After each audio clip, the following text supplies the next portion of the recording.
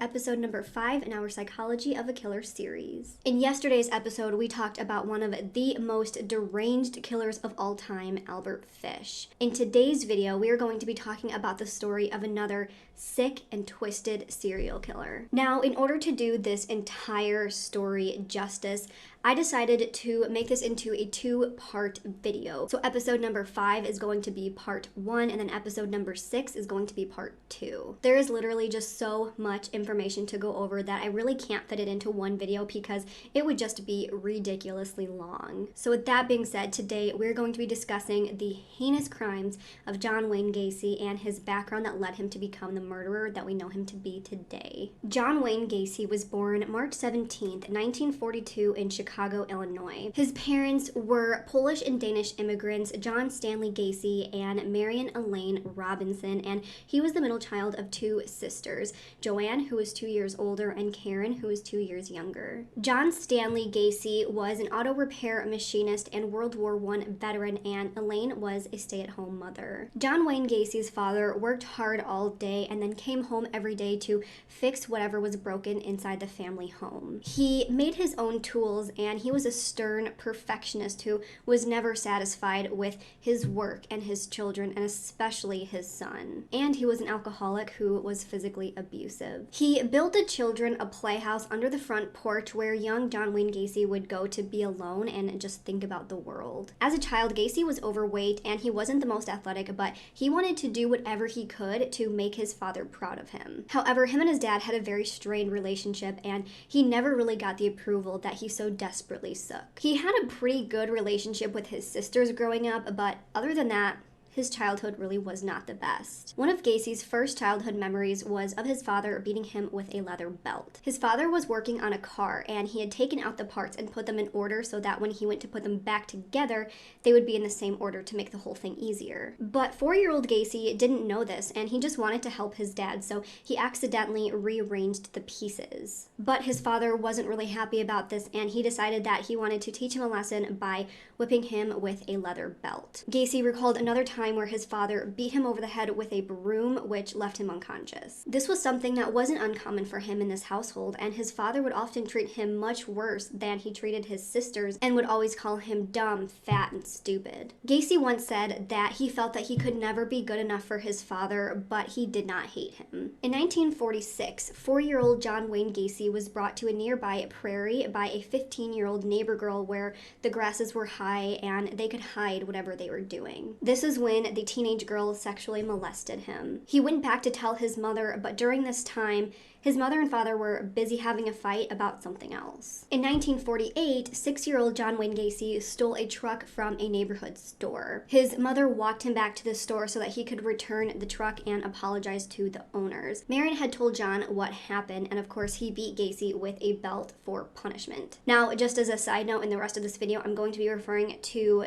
John Wayne Gacy's father as John, and then John Wayne Gacy himself as Gacy. So Marion tried to shield Gacy from John's abuse, but this just ended up with Gacy's father calling him a sissy and a mama's boy. In 1949, Gacy and a neighbor boy started messing with the neighbor boy's little sister while they were all naked. Gacy's father found out about the incident and whipped him with a razor strap. This same year, a contractor friend of Gacy's father started taking Gacy for rides in his truck. This is when he started molesting 7-year-old John Wayne Gacy. Gacy was aware of what was going on since he had done the same thing to that little girl, but he didn't tell his father about what this man was doing to him because he was afraid that his father would just blame him. He always really hated this man, of course, and what he was doing to him, but he just felt that there was nothing he could do about it. Also, in 1949, Marion and John were getting ready for a night out when Marion opened her underwear drawer only to find that it was empty. Every single pair of underpants was missing. When they found them, they were in a brown paper bag under the front porch in the playhouse that Gacy played in. This is when they found out that Gacy had been taking his mother's underwear. When they asked him why he was doing this, he said he didn't know why he was doing it, but again,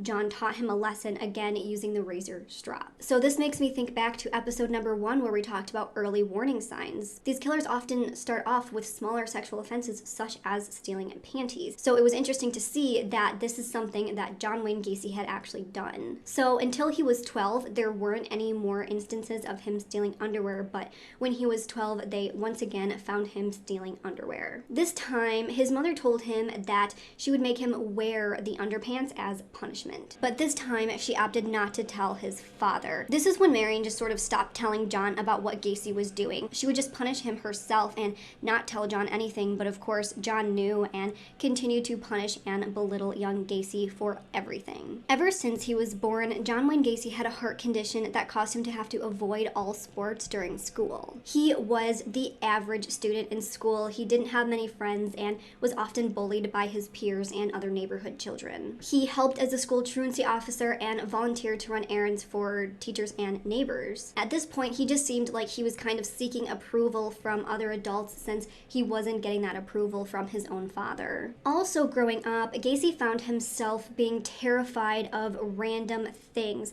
partially due to the beatings that he received. Things that he was never afraid of suddenly started scaring him. One example of this is fire engines. He recalled that when he was about 5, he saw a fire engine speeding by with vague images of strange men holding onto the front and back. He said there was a constant screaming that was hurting his ears, and there was this sense of it being huge and dangerous and that it was coming to get him. It got to the point where just by hearing sirens, he would run under his porch and hide. During the 4th grade, Gacy also started experiencing blackouts. He was sometimes hospitalized for seizures and these blackouts. Between the ages of 14 and 18, he spent almost a year in the hospital because of these episodes, which of course caused his grades to decline. But during this entire thing, Gacy's father accused him of faking these episodes for sympathy and attention. His mothers and sisters did believe him, but he was never actually diagnosed with any specific condition. One of Gacy's high school friends recalled several occasions where John would ridicule or beat Gacy for pretty much no reason. In 1957, this friend was at the Gacy household when John began hitting and belittling Gacy completely unprovoked. Gacy's mother tried to intervene, but the friend said that Gacy never did anything to defend himself. He just put his arms up defensively and just took the beating. By 1960, 18-year-old John Wayne Gacy became involved in politics and started working as an assistant precinct captain for the Democratic candidate in his neighborhood. Of course, John Wayne Gacy's father criticized him for this and called him a patsy. That same year, John bought Gacy a car. The title was in John Sr.'s name, but Gacy was the one that was responsible for the monthly payments. After the vehicle was paid off, then John Wayne Gacy could put his name on the title. The payments took several years to make, just as any other car, but during this time, John would often confiscate the keys so that Gacy could not drive. In 1962, Gacy had the keys taken from him, so he actually decided to go and get an extra set of keys. But of course, his father found out and he actually removed the distributor cap out of the car and did not give it back for 3 days. This was very frustrating to Gacy, so after his dad put back on the distributor cap, he left home and drove all the way to Las Vegas, where he found work with an ambulance before he was transferred to the Palm Mortuary, where he worked as a mortuary attendant. During his time working there, he slept on a cot behind the embalming room, and while he was there, he would observe the morticians embalming the dead bodies. Gacy admitted that one time when he was alone, he actually climbed into a coffin with the dead body of a teenage boy and caressed the body before experiencing a sensation of shock. After experiencing such shock, he called his mother the next day to see if his father would let him come back home. After 3 months of working with the Palm Mortuary, he went back home in Chicago to live with his family. Now, at this point, he actually hadn't finished high school, but he was able to enroll in Northwestern's Business College and graduated in 1963. I don't know how that works, but that's just what happened. After graduating, he took a management position with the Nunn Bush Shoe Company. In 1964, he was transferred to Springfield, where he worked as a salesman and was later promoted to manager of his department. In March of that year, John Wayne Gacy got engaged to a woman named Marilyn Myers, who was a woman that he worked with. The two then got married in September of 1964. Life was going pretty well for the couple, and Gacy had actually joined the local U.S. Junior Chamber, also known known as the Jaycees, which is a leadership training and civic organization for people between the ages of 18 and 40. He worked extremely hard for this organization and was named key man for the organization in April of 1964. That same year, Gacy had been drinking with a colleague from the Jaycees, and this colleague invited him to spend the night on his couch. This is when him and his male colleague hooked up while they were both drunk. By 1965, Gacy was named vice president for the Springfield Jaycees and was named third most outstanding Jaycee in Illinois. Now, during this time, Marilyn's father had actually purchased 3 KFC restaurants in Waterloo, Iowa. In 1966,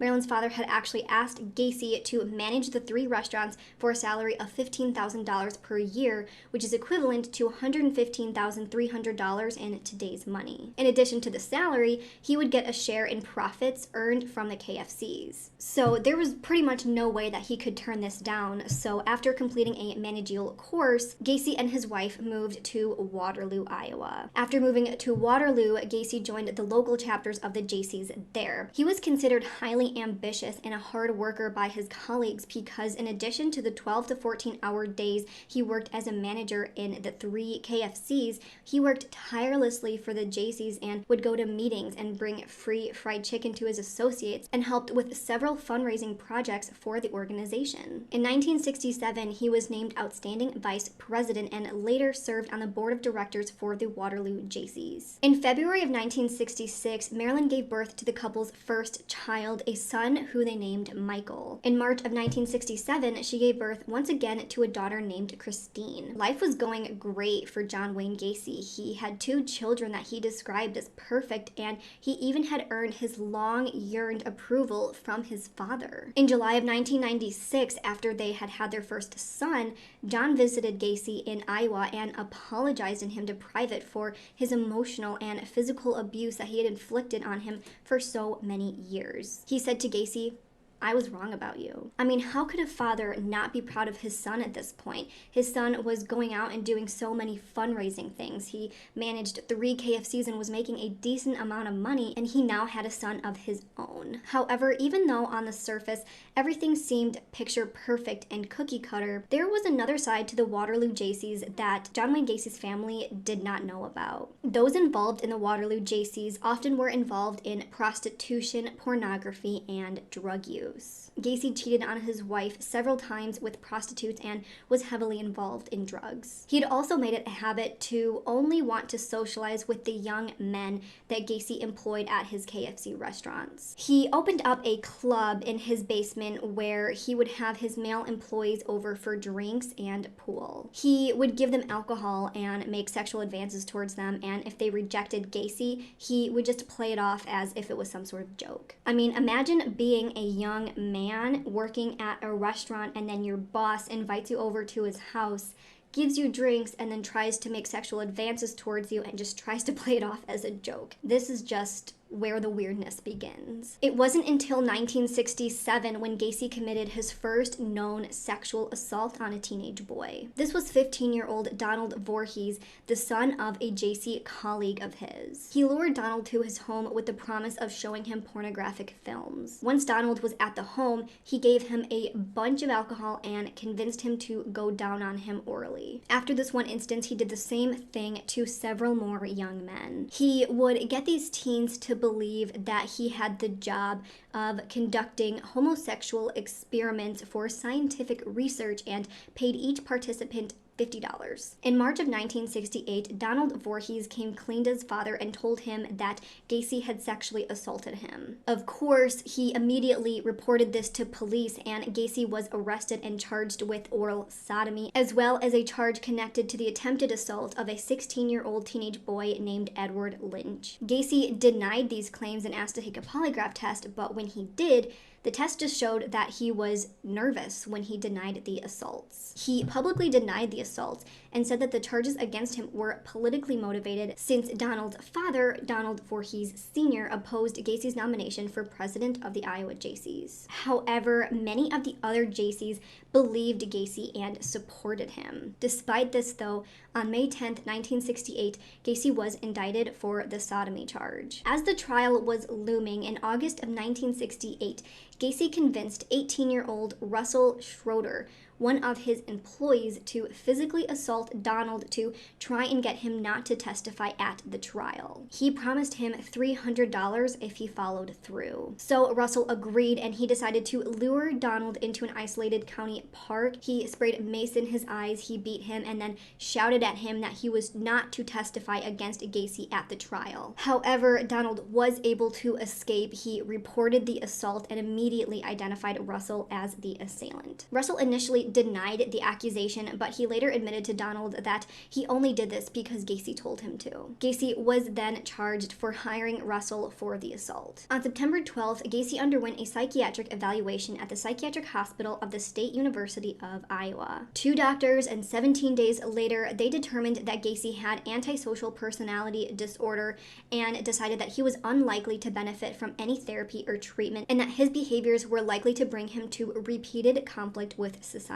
They also decided that he was in fact mentally competent to stand trial. At the trial, Gacy entered a guilty plea to 1 count of sodomy in relation to Donald Voorhees. He told the judge that yes, the two had engaged in a sexual relationship, but that he acted out of curiosity. But still, he was convicted of sodomy on December 3rd, 1968, and was sentenced to 10 years. The same day, Marilyn filed for divorce and requested possession of the home, all of their property, and sole custody of their children, as well as alimony payments. The court ruled in her favor, and the divorce was finalized on September 18th, 1969. Gacy never saw his wife and children ever again after this. Now, of course, while Gacy was incarcerated, he was the model prisoner. He was head cook. He joined the Inmate JC chapter and supervised many projects to improve the conditions for inmates in the prison. He applied for early release for the first time in June of 1969 and was denied. He then went on to complete 16 high school courses and earn his diploma in November of 1969. On Christmas Day in 1969, Gacy's father died from liver failure, and Gacy didn't find out until 2 days later. After finding out the news, Gacy collapsed on the floor and started sobbing uncontrollably. He requested a supervised leave from the prison to attend his father's funeral in Chicago, but he was denied. On June 18th, 1970, after serving 18 months of his 10-year prison sentence, Gacy was granted parole with 12 months probation under the conditions that he would move back home with his mother in Chicago, that he would follow a curfew of 10 p.m., with the Iowa Board of Parole receiving regular updates on his progress. After being released, a JC associate named Clarence Lane picked him up from prison. He then relocated back to Chicago to live with his mother on June 19th and started to work as a short order cook. And this is where the many missteps in the justice system started. On February 12th, 1971, Gacy was charged yet again with a sexual assault of a teenage boy after the boy said that he was lured to Gacy into his car at the Greyhound bus terminal. Gacy drove this boy to his home and tried to force himself on the boy. However, this charge was dismissed after the boy failed to appear in court. I wonder why he didn't show up. Now, the Iowa Board of Parole didn't know about this incident, so when his parole ended 8 months later,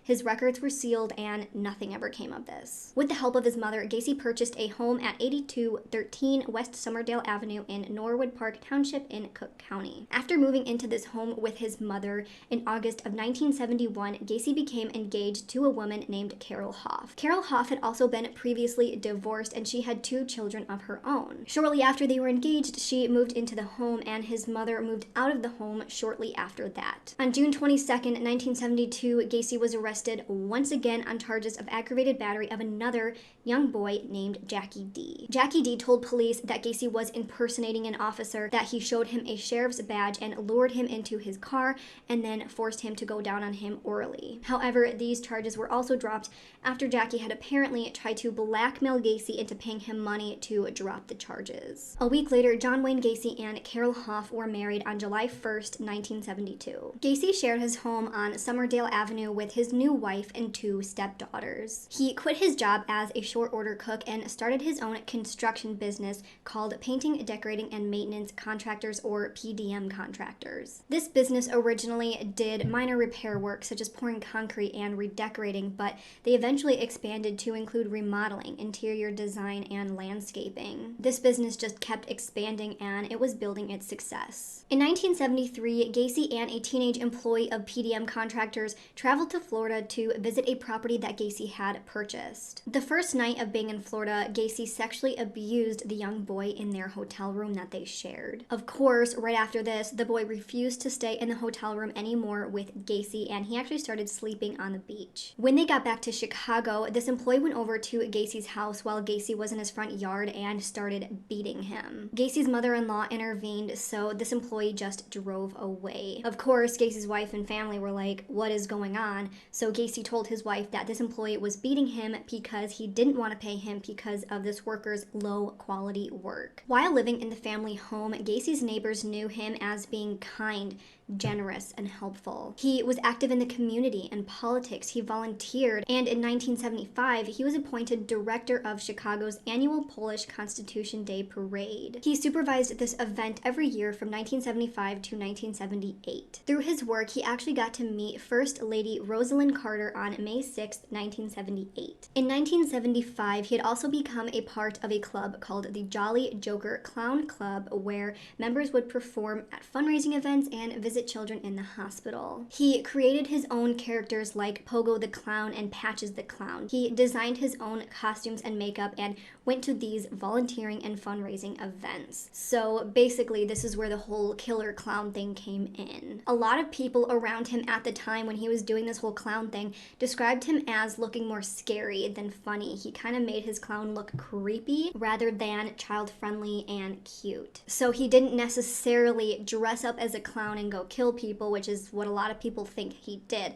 It was more so just that he was a part of this club while going around killing people using a completely different ruse that we will get into later. Also in this year, Gacy admitted to his wife that he was bisexual. After the couple had sex on Mother's Day of that year, he told his wife that that was the last time that they would ever have sex, and he started spending most evenings away from home, returning in the early hours of the mornings, saying that he was working late. Now, while all of this was going on, while he was working, doing all of these volunteer things, making himself look like this great community guy, John Wayne Gacy had a secret life behind the scenes that wouldn't be uncovered until years later. So that was basically the history, childhood, and adult life of John Wayne Gacy. So that is where I'm going to end part 1.